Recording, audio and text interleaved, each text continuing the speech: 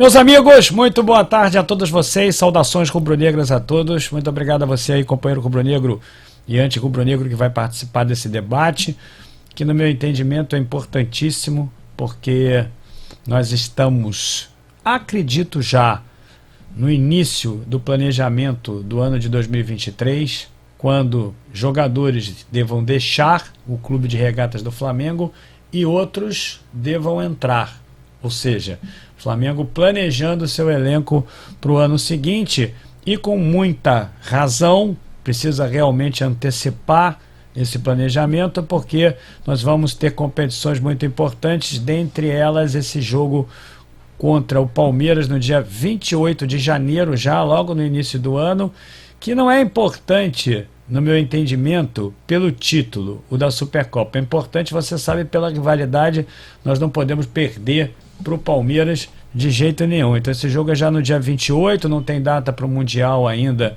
mas nós sabemos que pode ser entre fevereiro e março, tem o início da Libertadores, ou seja, o Flamengo desse ano, meus amigos de 2022, apesar de que nós ganhamos 2 títulos muito importantes, nós sabemos muito bem, precisa se reforçar em algumas posições que configuram carências para nós. E aí, meus amigos, preocupados também que nós estamos com uma possível negociação de um dos nossos atacantes, ou Pedro Gabigol, ou quiçá na pior, o que eu não acredito que vai acontecer, das hipóteses, os dois, porque os dois, óbvio, tem sempre muitas propostas para deixar o país.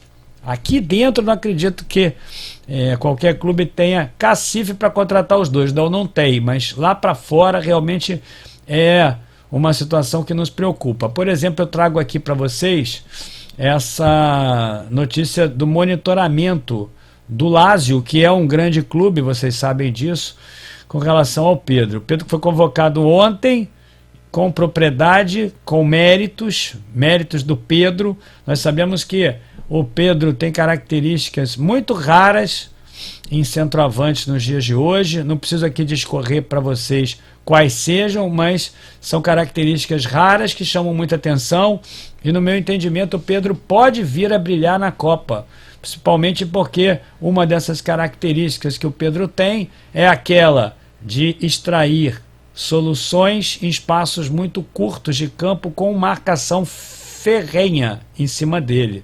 Ou seja, principalmente quando ele entra ali na área e recebe aquela bola entre linhas para poder fazer o pivô ali na entrada da área ou às vezes até na área. Isso é raríssimo e ele vai se destacar porque o Tite vai precisar dele. Porque o Brasil vai jogar contra equipes muito recuadas, equipes com diferenças, com distâncias de linhas muito curtas, e o Pedro, meus amigos, é vital dentro desse esquema. Ele é o único da seleção brasileira que pode fazer isso. Então eu quero aqui te dizer, se o Pedro já suscitava a atração por parte desses clubes, depois da Copa do Mundo, então eu queria te dizer, vai ser uma enormidade. Então tá aqui, ó, a primeira notícia que me preocupa é essa aqui: o Lazio monitora a situação do Pedro. O atacante tem contrato com o Flamengo até dezembro de 25 e a multa é de 313 milhões, mas aí vocês já sabem que essa multa é peça ficcional.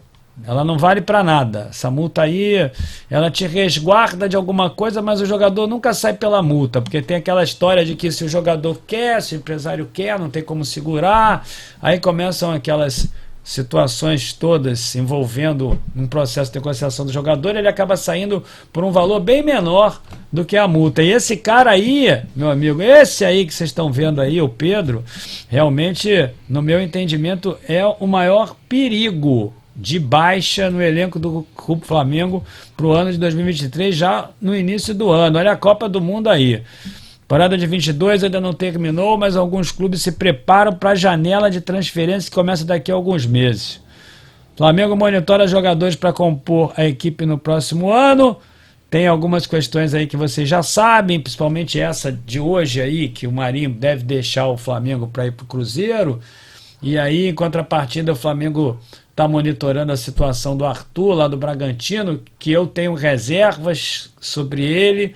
Às vezes o companheiro enxerga ali o jogador jogando bem no Bragantino, mas quando vem para um time cujas características são diferentes e os seus adversários se comportam de maneira também diferente, eu quero aqui dizer a você, meu amigo, que é preciso analisar bem se é esse mesmo jogador que o Flamengo quer, mas isso aí não é objeto do nosso vídeo, não. Vamos falar do Arthur depois.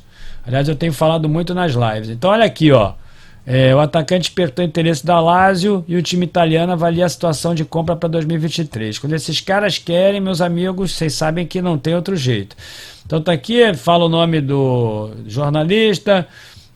Tem observado o Lazio, tem observado o Pedro para comprar a equipe italiana. Aí o Pedro tem 25 anos, né, tá na flor da idade, começou o ano de 2022 no banco, mas terminou, eu diria, triunfante. Então tá aqui a situação do Pedro. Aí olha aqui, ó, vai lembrar que o Pedro está avaliado para situação de compra por 12 milhões de euros, cerca de 62 milhões, é muito pouco dinheiro. Muito pouco dinheiro para o Pedro, 62 milhões. Acho muito barato pelo Pedro. O que não significa que o Flamengo vai vender, mas o Flamengo gerou muita receita, não precisa disso. O Flamengo não precisa disso. O atacante, contudo, tem contrato com o Flamengo até 31 de dezembro de 2025 e a multa, meus amigos, é de 313 milhões. E aí, a primeira janela de transferência europeia acontece entre 11 de janeiro e 4 de abril, ou seja, muito tempo para o Flamengo realmente lidar com essa situação, que é muito difícil. Aí eu quero mostrar para vocês o seguinte, esse ano nós tivemos dificuldade para substituir o Pedro e o Gabigol. Quando eles não podem jogar, tem entrado ali o Matheus França, lá na frente, ainda muito menino, e tem o Mateusão também, que até agora não conseguiu pegar na bola. E a torcida não acredita no Mateusão. Não conseguiu pegar na bola, brilhou ali na categoria de base, mas até agora não consegue entrar. O companheiro não consegue jogar. É impressionante. Aí tem aí uma notícia que nós começamos a debater hoje, que é essa aqui, ó. Flamengo mira a contratação do Caio Jorge, que é um jogador que está lá na Juventus. Olha, Flamengo mira a contratação de Caio Jorge para a próxima temporada de site italiano. Mesmo com 2 rodadas faltando para o fim do Campeonato Brasileiro, o Flamengo já começa a se preparar e o Clube Rubro-Negro conquistou a Copa do Brasil e está interessado na contratação do atacante Caio Jorge da Juventus. Vocês lembram do Caio? O Caio jogou no Santos e esse ano, inclusive, nem jogou. Não sei se a reportagem está dizendo aqui, passou uma boa parte do tempo lesionado. O atacante que visa a seleção brasileira considera um retorno ao Brasil importante. Alguns clubes buscaram informações sobre o Caio, mas o Flamengo larga na frente. Ou seja, o Flamengo está lá na pole position. Caio Jorge foi revelado pelo Santos em 2018, marcou seu primeiro gol pelo Alvinegro Praiano em 2020 e foi contratado pela Juventus em agosto de 2021 por 3 milhões de euros, cerca de 18 milhões na cotação da época. Bom, eu confesso a vocês, meus amigos, que lembro do Caio Jorge. Hoje, inclusive, quando eu li essa notícia, meu amigo, comecei a pesquisar o Caio Jorge, aí pude ver que ele está lesionado, que ele ainda não jogou pouco, algo assim, se lesionou esse ano. Esse também não é nem o problema, que o menino é muito jovem, mas se trocar o Pedro ali, meu amigo rubro-negro, troca o Pedro pelo Caio Jorge, eu não sei se o Flamengo não deveria trazer um jogador que tivesse mais experiência, um jogador que de fato pudesse contribuir mais ali, inclusive até moralmente dentro do elenco.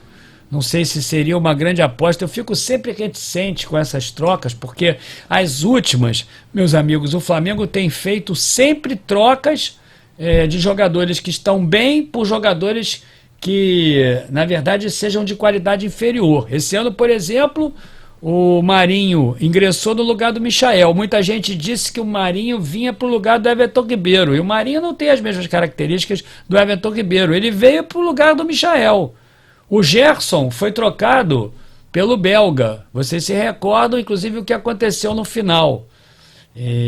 O Pablo Mari saiu e entraram ali o Léo Pereira, que só agora começou a jogar, depois que foi para o lado do Davi Luiz, e o Gustavo Henrique também. Eu tenho vários exemplos desses. O Flamengo vai trocando jogadores, vende o jogador e traz outro de qualidade inferior que não vinga aqui dentro.